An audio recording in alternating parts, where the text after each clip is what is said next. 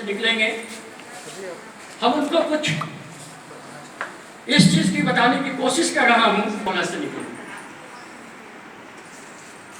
मेरा टॉपिक है how to become a successful prescriber in homeopathic science.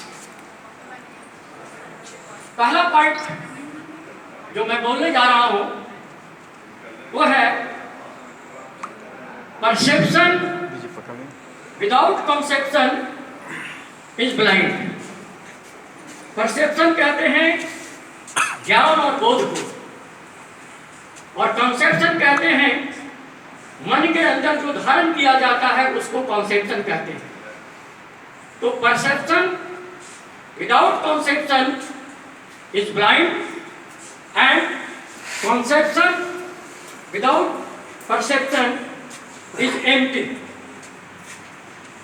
आप जो मटेरिया मेडिका जो पढ़ते हैं, मटेरिया मेडिका के अंदर जो ज्ञान अर्जन करते हैं, वो जो सारे सिम्टम्स जो हैं उस सिम्टम्स को पढ़ने की नहीं, मन के अंदर धारण करने की चीज है। मन के अंदर उसको छवि बनाने की चीज है कि हम उस मेडिसिन को कैसे समझ सके ये कौन सी मेडिसिन है। जैसे ही आपके क्लिनिक में एक पेशेंट पहुंचता है और देखते हैं कि फेयर फैटी फ्लैबी है तो दूर से कहते हैं कि लगता है कि कैल्केरिया डांस है। अगर एक नाटा पेशेंट पहुंचता है तो कहते हैं कि लगता है कि ब्राइटा कार्ड है। एक गंदा पेशेंट पहुंचता है, कपड़े से गंदे, पेंट से गंदे, स्नान निकट नहीं किया है, देखने से गंदा लग रहा है, तो कहते हैं कि सल्फर है। अगर एक बहुत टिप टॉप पेशेंट आ जाता है आपके पास में, तो अच्छा कपड़ा पहने हुए नीट एंड क्लीन, तो कहते हैं कि लगता है कि आर्सेनिक है। How you can say? आप इसलिए कहते हैं कि आपने इस मेडिसिन के अंदर उसका लक्षण पाए हैं। आप जानते हैं कि आर्सेनिक का पेशेंट कैसा होता है, ब्राइटा कार्ड का पेशेंट कैसा होता है, आर्सेनिक का पेशेंट कैसा होता है। मैं एक बात और कह रहा हूं कि जितना अच्छा आपको ज्ञान होगा मटेरिया मेडिका का, उतना अच्छा आप प्रिस्क्राइबर बनेंगे। अभी हाल ही में कॉलेज की तरफ से एक कैंप लगा था गुरारू में। गुरारू में कैंप लगा था, मेरे बगल में एक गुरारू के सीनियर डॉक्टर भी मेरे बगल में बैठे हुए थे। उन्होंने कहा कि डॉक्टर साहब कल्याण जी, आप इस पेशेंट को आप देख लीजिए। हमने कहा कि ठीक है, देख लेते हैं। पेशेंट का कंप्लेंट क्या था? 4 साल से उसको नींद नहीं आ रही थी। मेन कंप्लेंट भी था। हमने पूछा कि इसके अलावा भी कोई कंप्लेंट है?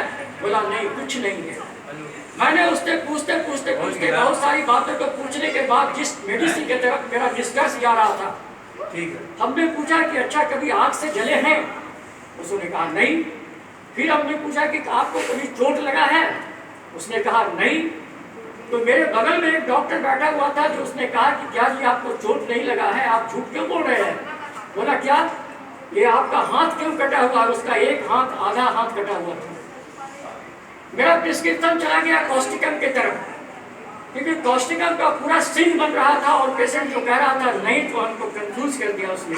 और जब कंफर्म हो गए तो हमने कॉस्टिकम का प्रिस्क्रिप्शन कर दिया। ये ज्ञान कहाँ से मिला उसको?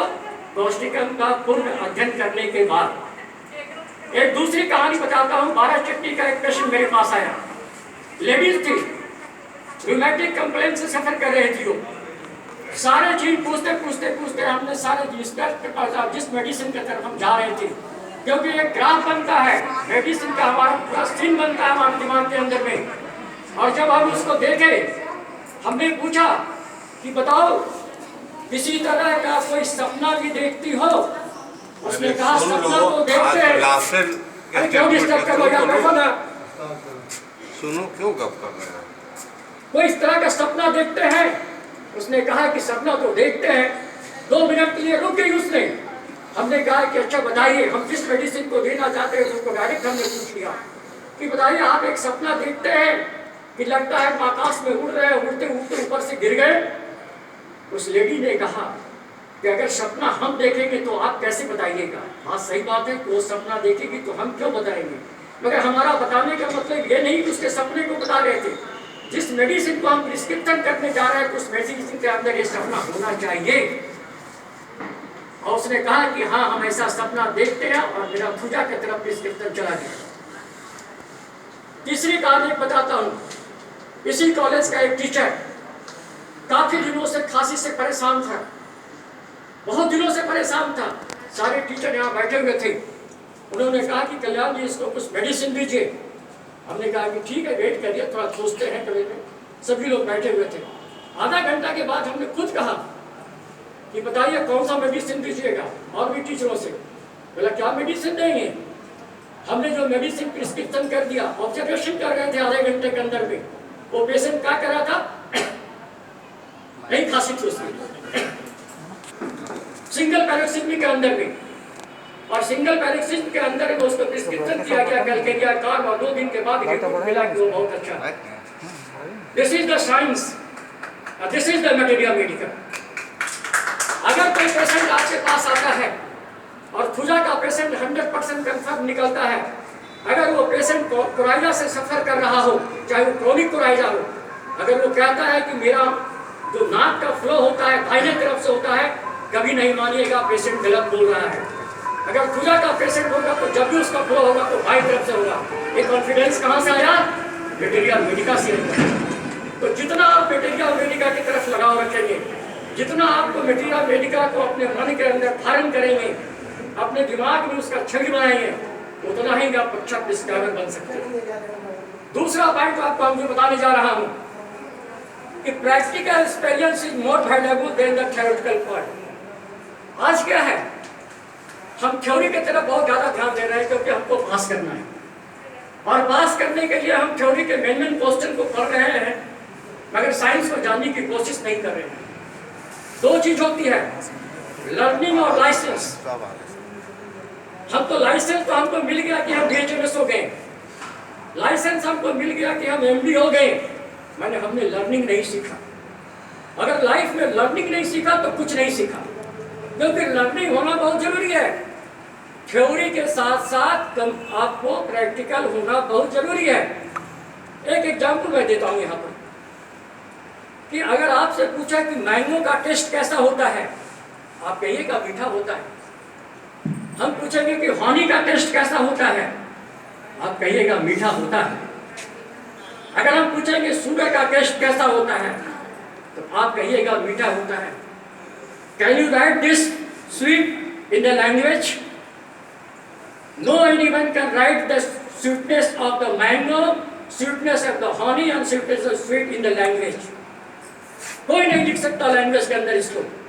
सिर्फ एक्सपीरियंस करके जिसने मैंगो खाया तो बता सकता है कि मैंगो का स्वाद ऐसा होता है, लिख नहीं सकता। हनी का स्वाद ऐसा होता है, लिख नहीं सकता है। चीनी का स्वाद ऐसा होता है, मगर लिख नहीं सकता है।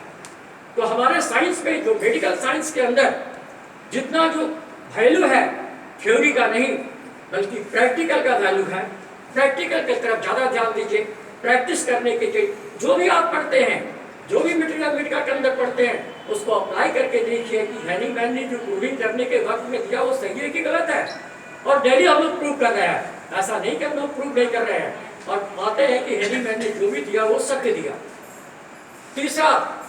तीसरा तो लाइन है कि नॉलेज ऑफ माइजम। देखो, कॉलेज में वक्त मिला या ना मिला हम नहीं कर सकते हैं, पढ़ने का वक्त मिला या ना मिला हम नहीं कर सकते हैं, मगर इतना रिक्वेस्ट तो जरूर करेंगे कि मेरे छात्र होने के नाते एक अच्छा होम्योपैथ बने। घर पर भी जाने के बाद, क्लिनिक खोलने के बाद में भी समय मिले तो माइजम को जरूर पढ़ा करना, क्योंकि माइजम एक ऐसी चीज है, जब तक हम माइजम को अच्छा ज्ञान नहीं रखेंगे, you can never cure a single case in homeopathic. Chronic case तो नाम ही नहीं लीजिए कि आप काम करिएगा, कभी जिंदगी में नहीं ठीक कर सकते हैं जब तक आप माइजमेटिक ट्रीटमेंट नहीं करते हैं। हैनीमैन को 12 साल से लेकर 15 साल तक तकलीफ करना पड़ा। 12 साल से 15 तक जो भी पेशेंट आता था दोबारा रिटर्न होकर के आता था। तब हैनीमैन ने सोचा कि क्या बात है कि पेशेंट रिलैप्स होता है, क्या होता है कि बार बार वो लौट के आता है। तब हैनीमैन ने जो रिसर्च किया और वो सोचा, तब उसके बाद उन्होंने माइजम के ऊपर लिखा, और माइजमेटिक करने के बाद, एंटी माइजमेटिक ट्रीटमेंट करने के बाद वो क्रोनिक केस को ट्रीटमेंट किया। चौथा पॉइंट जो दे रहा हूं आपको, बहुत कम समय के अंदर खत्म करेंगे, घबराइएगा नहीं। चौथा पॉइंट जो आपको दे रहा हूं when you are going to deal with any chronic disease, you do hard and hard labor with wait and watch. Chronic case देखना सबकी बस की बात नहीं होती है। क्रोनिक केस देखने के लिए आदमी को धैर्य रखना पड़ता है, धैर्य से उसका इलाज करना पड़ता है, पेशेंट को भी धैर्य रखना पड़ता है, डॉक्टर को भी धैर्य रखना पड़ता है। और धैर्य के ही कारण बहुत अच्छा है जो हमारे साइंस के अंदर जो लिखा है, वेट एंड वॉच। आज हम क्या करते हैं, शाम को कुछ दवाइयाँ दिया, सुबह आया पेशेंट, कहा कि सर कोई फायदा नहीं है, सुबह में आपने मेडिसिन को बदल दिया। सुबह बदला, दूसरे दिन सुबह आया, फिर पूछते हैं कैसा है, कोई फायदा नहीं है, मेडिसिन हमने बदल दिया। क्योंकि हमारा खुद कॉन्फिडेंस नहीं है कि जिस मेडिसिन को हम दे रहे हैं वो मेडिसिन सही है कि गलत है। अगर हमको कॉन्फिडेंस होता कि सही है गलत है, तो मैं कहता हूँ कि उस पर वेट करिए, इंतजार करिए, देखो पेशेंट आराम होगा। एक छोटी सी एग्जाम्पल फिर मैं केस का देना चाहता हूँ। एक टन कैंसर का केस, इमानगंज कराने वाला, 6 महीना तक हमने कॉस्टिकम दे करके वेट किया। 6 महीना, 1-2 महीने नहीं, और मुझको विश्वास था कि ये कॉस्टिकम उसके ऊपर काम करेगा। आफ्टर 6 मंथ उस पेशेंट के अंदर जो परिवर्तन आया, आज वो लड़का टन कैंसर से बिल्कुल आराम हो गया और ट्रक ड्राइवर है। ये कहाँ से आया? एक धैर्य रखना पड़ता है होम्योपैथ डॉक्टर को, एक धीरज रखना पड़ता है होम्योपैथ डॉक्टर को। एक बार की बात है, महात्मा बुद्ध किसी गांव से जा रहे थे, उनके कई शिष्य उसके साथ चल रहे थे। उन्होंने देखा कि गांव के अंदर बहुत छोटे छोटे गड्ढे खड़े हुए हैं। महात्मा बुद्ध ने अपने शिष्य से पूछा कि ये क्या है, ये छोटे छोटे गड्ढे जो खड़े हुए क्या है?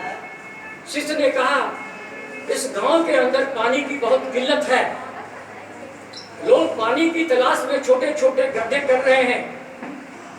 भगवान बुद्ध ने कहा, भगवान बुद्ध ने क्या कहा, सुनो गौर से, कहा उसने कि ये जो छोटे छोटे गड्ढे कर रहे हैं ना, अगर धैर्य रहता, पेशेंस रहता, तो एक ही गड्ढे को ज्यादा समय तक करता तो उससे पानी निकल जाता।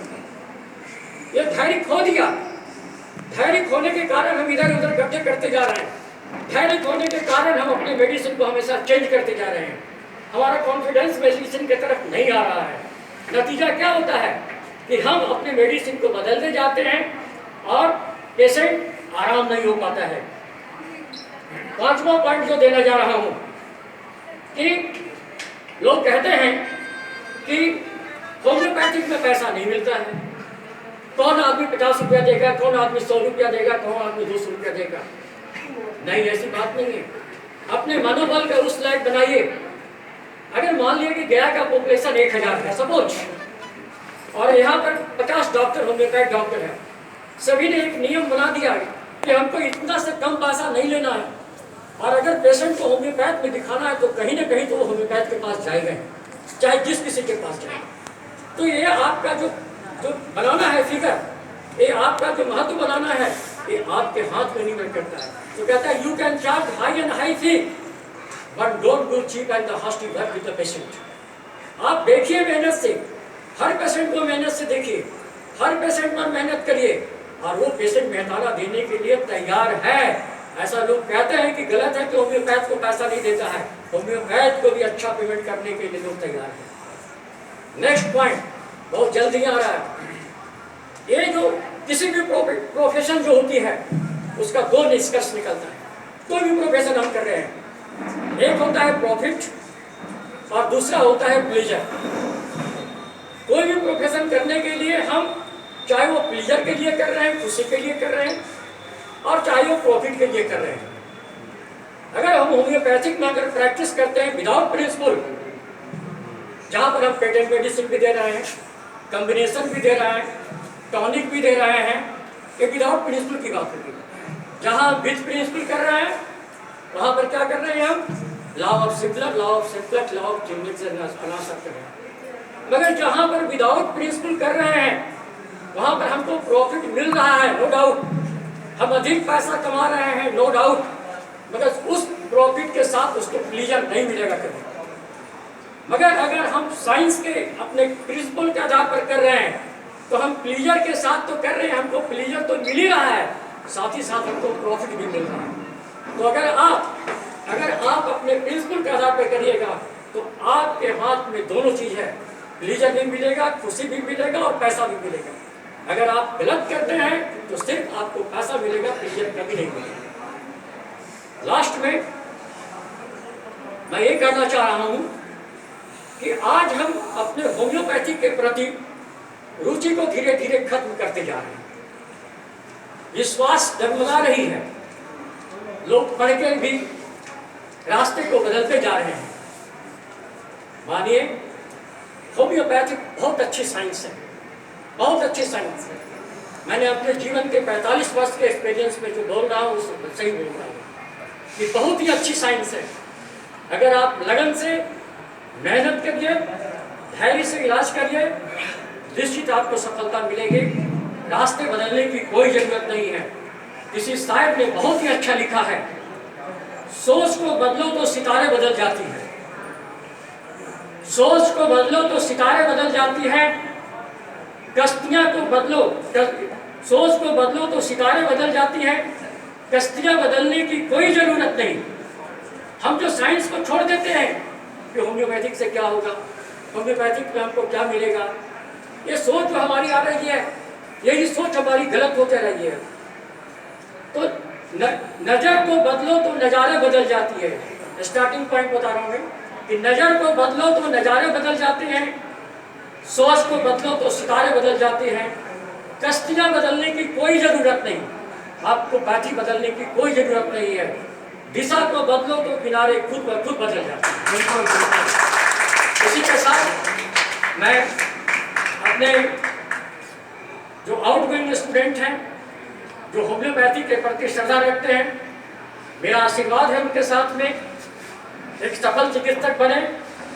जहाँ भी किसी तरह का कोई बाधा आए, जहाँ भी समझने में कोई दिक्कत आए, कल्याण स्वरूप आपके साथ खड़ा है। किसी भी सजेशन के लिए हम आपके साथ हमेशा खड़ा है। धन्यवाद। जय होम्योपैथी, जय हिंद।